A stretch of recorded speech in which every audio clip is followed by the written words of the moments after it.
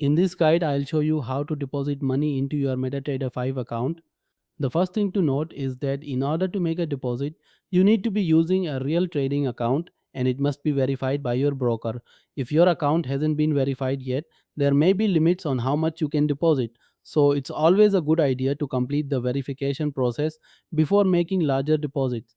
Now keep in mind that you cannot deposit funds directly through the MT5 platform itself. Instead, you need to go to your broker's official website. Look for the deposit section, usually found under your account or funding options.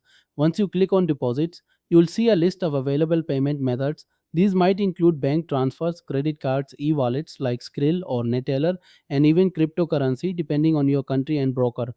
Choose the method that works best for you. For example, if crypto isn't accepted where you are located, you can use traditional options such as online banking or card payments.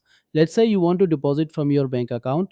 You would select online bank transfer, then choose the specific MT5 account you want to fund, enter the amount you wish to deposit. In my case, the currency is Naira and the limit for an unverified account is currently around 500 USD. After entering a valid amount like $66 in this example, you'll notice that there are no fees associated with this transaction. Then click continue. Next, you'll be shown the bank details you need to use when making the transfer. Click on pay via bank transfer. Confirm that you understand the instructions and proceed. You'll now see the recipient bank information, including the account number and name. You can copy these details and use them when initiating the transfer from your own bank.